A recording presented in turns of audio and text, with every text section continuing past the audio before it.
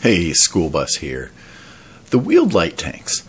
They were something I was very excited about, and in these days when I got to try out the EBR-75, this one a gift from Four Tankers and Dog, I could not wait for the wheeled tanks to come out. And it seemed like, yeah, it was a good tank, I could do real well, I could exploit certain situations using its speed, love the way the gun handled. It didn't feel OP to me. When I looked at my own stats, I was playing it very similar from a statistical standpoint to my other Tier 8 light tanks. But the reality of once these things came out and they were available to everyone was that there were certain people who were better players than I who were able to do things with these that began to kind of break some of the fundamental mechanics of the game and possibly expose the fact that even with the nerfing that happened at Wargaming in the final days of development of these, it wasn't enough. Something else needs to potentially change. So I went from being really excited to, crap, I feel kind of bad even grinding through these, because even though the lower tiered ones, the tier 6, the tier 7, they are not OP by any means, but they lead to ones that are potentially a little more of an issue. Now, I don't necessarily consider this a pay-to-win issue, because other than the EBR-75, the tier 8 links, the tier 9 EBR-90 and the tier 10 105, they are tanks that you can acquire without paying a dime. It'll take you a while to grind them, but you don't have to pay a dime. And I consider that fundamentally different than the IS-3A, the Defender, where you have these tanks that at least when you are at your tier, and arguably even above your tier, you are able to, without a whole lot of skill, just load some gold and penetrate what you need to penetrate, and you're going to tend to block what you need to block. But honestly, I haven't found those tanks to be as annoying. I mean, I'll curse at them, I'll be kind of upset, but I don't actually have major problems where I'm running into situations where I feel like there isn't a lot I can do against the light tanks, the light wheeled tanks. But what if there were some fundamental mechanics that you needed to be aware of? Let's go and take a look at that and see if maybe this helps you. I think knowing these tips, I think it will help me at least. So I was watching a video that Jingles had posted in the last couple of days, and he talked a bit about whether the penetration mechanics needed to be revisited because of these tanks, and that there was something fundamentally broken. He implied there's something fundamentally broken.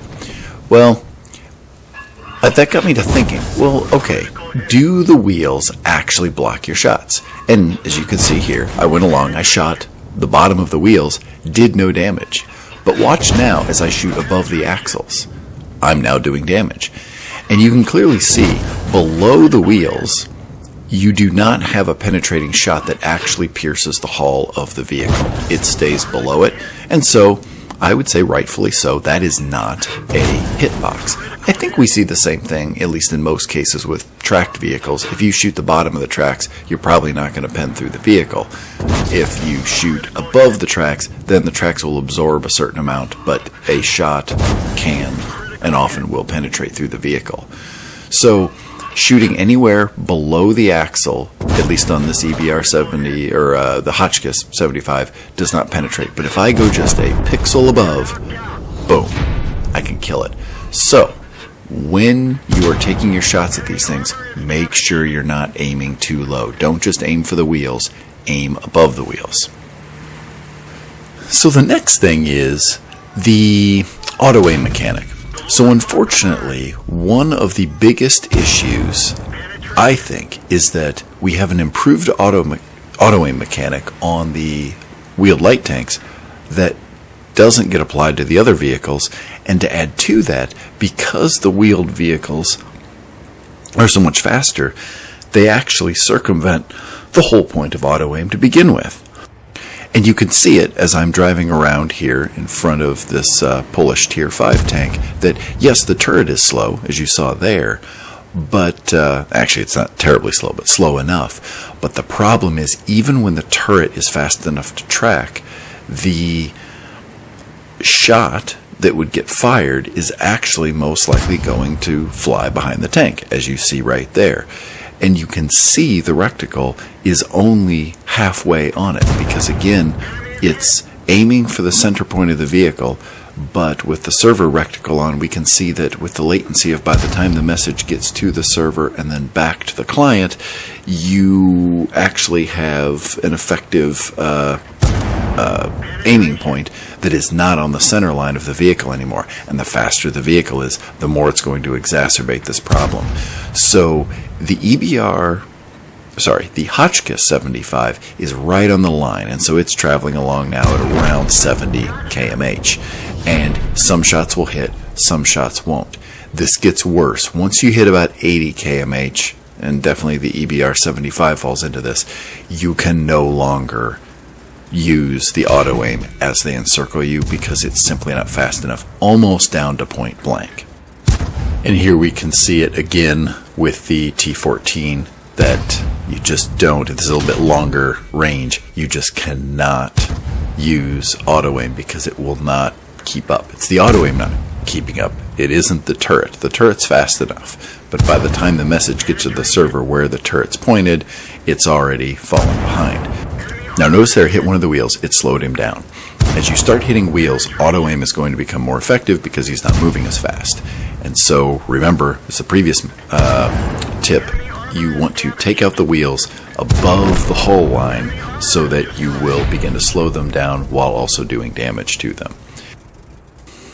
Now last here is really what you can use as the first step in the previous technique of slowing down the wheeled tank, so that then you'll be able to you'll be able to use your auto aim and take nice shots that way, is pick a stationary point, wait for the tank to drive in front of you, and fire. This is something that non-turreted TD players will be very familiar with, as it's usually the way that you have to deal with most adversaries. And if I didn't make the point before, there you can see again, auto aim does not work in this situation with a fully functioning wheeled tank. It just moves too fast. And as he comes across here, I'm not even able to track fast enough with the turret.